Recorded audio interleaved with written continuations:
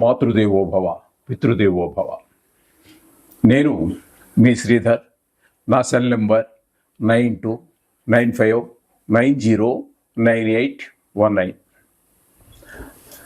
ఇప్పుడు మనము జూలై నెల 1వ తారీఖు 2025 నుండి 15వ తారీఖు జూలై నెల 2025 వరకు, అంటే 15 రోజుల పాటు పక్ష ఫలితాలు, గోచార ఫలితాలు ఏ విధంగా ఉంటాయి ద్వాదశ రాశులకి అనేది సశాస్త్రీయమైన పద్ధతిలో తెలుసుకునే ప్రయత్నం చేద్దాం. వృశ్చిక రాశి వారికి జూలై 1వ తారీఖు 2025 నుండి 15వ తారీఖు జూలై నెల 2025 వరకు, అనగా ఈ 15 రోజులు ఏ విధమైన ఫలితాలు, గోచార ఫలితాలు ఉన్నాయనేది సశాస్త్రీయంగా తెలుసుకునేటువంటి ప్రయత్నం చేద్దామండి. ఇక్కడ వృశ్చిక రాశి వారికి చతుర్థ స్థానంలో రాహుగ్రహ సంచారం జరుగుతున్నది.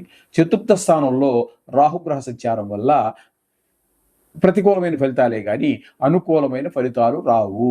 ఎందుకంటే అమ్మగారు తల్లికి, ఇది చతుర్థ స్థానాన్ని మాతృస్థానం అంటాము.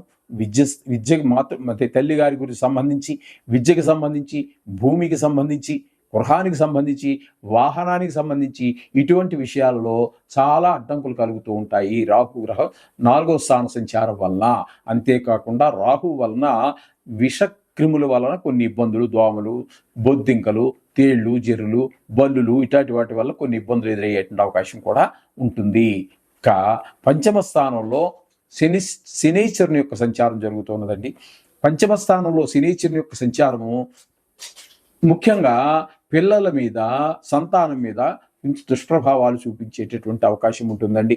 వారు కొంచెం బుద్ధి బలం తక్కువగా ఉంటుంది, చదువు మీద శ్రద్ధ తక్కువ, ఆటల మీద శ్రద్ధ ఎక్కువ, తద్వారా గాయాలు చేసుకోవటం వయసును బట్టి కూడా ఉంటాయండి. ఇదంతా ప్రైమరీ స్టేజ్లో ఉండేటటువంటిది.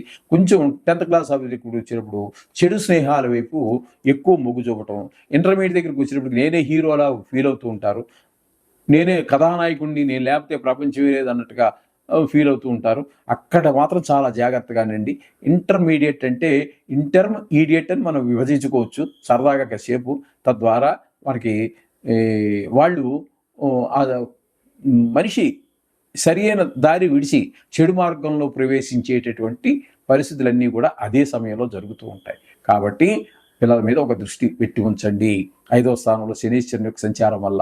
ఇకపోతే 7వ స్థానంలో శుక్రగ్రహం యొక్క సంచారం జరుగుతోందండి.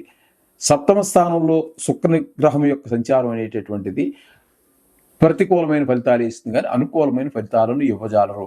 ముఖ్యంగా భార్యాభర్తల మధ్యన, లేదా జాయింట్ వ్యాపారం చేసేటటువంటి వారి మధ్యన, అంటే ఇండస్ట్రీలు కూడా పెడుతూ ఉంటారు. వ్యాపారం అంటే వ్యాపారమే కాకుండా పెద్ద పెద్ద ఇండస్ట్రీస్ పెట్టిన వాళ్ళు కూడా ఉంటారు, కోట్లాది రూపాయలు పెట్టుకుని. వారి మధ్యన కూడా అభిప్రాయ భేదాలు వచ్చేటటువంటి అవకాశం ఉంటుంది. ఇది సర్వసహజం అండి. ఎందుకంటే ప్రపంచంలో ఏ ఇద్దరి మనుషుల యొక్క మనస్తత్వము ఒకటిగా ఉండదు. చాలా వరకు కలవచ్చు, కానీ ఎంతో కొంత భేదం ఉండనే ఉంటుంది. ఇది గమనించుకోండి. అంచేత అట్లా కొంచెం జాగ్రత్త వహించి మాటలో భేదాలు ఉన్నప్పటికీ కూడా మౌనంగా ఉన్నట్టయితే, వ్యక్తపరచకుండా ఉన్నట్టయితే, అభిప్రాయ భేదాలని తప్పనిసరి లేకపోతే ఇంత నష్టం వస్తుంది అనేటటువంటి పరిస్థితులు ఏమైనా ఉంటే సరే, లేదు మామూలుగా చిన్న చిన్న వాటికి అన్నిటికీ మన అభిప్రాయాన్ని బయట వ్యక్తపరచకండి. తద్వారా చెడే జరుగుతుంది కానీ మంచి జరగదు. ఓకే, ఒకవేళ బాగా నష్టం వస్తుంది అన్నప్పుడు నోరు విప్పాలి. ఎందుకంటే ఆ నష్టాన్ని రాకుండా కాపాడుకోవడం కోసం అండి. అంచేత ఆ విధంగా మీరు ప్రవర్తించాల్సి ఉంటుంది. ఇక 8వ స్థానంలో రవి యొక్క సంచారం జరుగుతోందండి. 8వ స్థానంలో రవి యొక్క సంచారం వల్ల పెద్ద దుఃఖాలు వచ్చేటటువంటి అవకాశం ఉంటుంది, అవమానాలు పాలయ్యేటటువంటి అవకాశం ఉంటుంది, ధన నష్టం జరుగుతుంది. ఎవరితో మాట్లాడినా కలహమే. మనం మంచిగా మాట్లాడినా సరే వాళ్ళు అర్థం చేసుకోవడంలో కూడా తప్పుడు భావన అర్థమయ్యి వాళ్ళు కొంచెం తేడా వచ్చేటువంటి అభిప్రాయ భేదాలు వచ్చే అవకాశం ఉంటాయి. అవమానాలు పొందాల్సి ఉంటుంది, పరాభవాలు పొందాల్సి ఉంటుంది. అలాగే 8వ స్థానంలో గురువు, ఆయన కూడా రవితో పాటుగా ఆయన యొక్క పరిస్థితి కూడా అదేనండి. గురుబలం లేదు. ఏ పని చేద్దామన్నా ముందుకు వెళ్ళాలంటే ముఖ్యంగా గురువు యొక్క బలము, శుక్రుని యొక్క బలము చాలా అవసరము. గురుబలం వీరికి ఈ 15 రోజులు లేని కారణంగా కొంచెం ఇబ్బందులు ఉంటాయి. అది కూడా ఇలాగే పెద్ద దుఃఖాలు రావడం, కష్టాలు రావడానికి, కలహాలు రావడానికి కారణమవుతూ ఉంటుంది. అలాగే భాగ్యస్థానంలో బుధుని యొక్క సంచారం, భాగ్యస్థానంలో బుధుని యొక్క గోచార సంచారం శుభ ఫలితాలు ఇవ్వదండి. తద్వారా తండ్రి గారి ఆరోగ్య విషయంలోనూ, లేదా దేవుని యొక్క భక్తి విశ్వాసాల్లోనూ భక్తి విశ్వాసాలు కూడా కొంచెం సడలుతాయి. సడలేదు, మనం చిన్నప్పటి నుంచి చేస్తూ ఉన్నాం కాబట్టి అది దేవుడి దగ్గర మామూలుగా స్నానం చేసి వెంటనే కూర్చుంటాము. నోటితో మంత్రం వెళ్ళిపోతూ ఉంటుంది, చేత్తో పూజలు అక్షతలు అన్నీ వెళ్ళిపోతుంటాయి. కానీ భక్తి మాత్రం అక్కడ మనస్సు లగ్నం కాకపోవటం లాంటి కొన్ని పరిస్థితులు ఉంటూ ఉంటాయి. ఒకవేళ ఏదో దేవస్థానానికి వెళ్ళాలనుకున్నాము, వెళ్ళలేకపోయేటువంటి పరిస్థితులు కూడా కనపడుతూ ఉంటాయి. బుధుని యొక్క ఈ సంచారం వల్ల, భాగ్యస్థాన సంచారం వల్ల. ఇక దశమ స్థానంలో కుజ కేతు 2 గ్రహాల యొక్క సంచారం జరుగుతోందండి. ఈ 2 గ్రహాలు కూడా దశమ స్థానంలో శుభ ఫలితములను ఇవ్వజాలవు. వృత్తిపరమైన, వ్యాపారపరమైన, వ్యవసాయపరమైన ఏ విధంగా ప్రతి మనిషి ఏదో ఒక వృత్తి చేస్తూనే ఉంటాడు కదండి. ఒక మెంటల్లీ డిజార్డర్ కానీ, అంటే మానసిక స్థితి బాగలేని వారు, లేకపోతే అనేబుల్డ్ అంటే ఒక అంగవైకల్యం ఉన్నటువంటి వారు కానీ ఏ పని చేయలేకపోతారు. మిగతా వారందరూ ఏదో పని చేస్తారు కదండి. అటువంటి వారు ఏ పని చేస్తున్నారో ఆ పనిలో వారు తప్పకుండా కొన్ని చికాకులు ఎదుర్కోవలసి వస్తుంది. వీరిద్దరి వల్ల కూడా, అంటే మామూలుగా ఒక గ్రహం ఉండానే ఎదుర్కోవాల్సి వస్తుంది.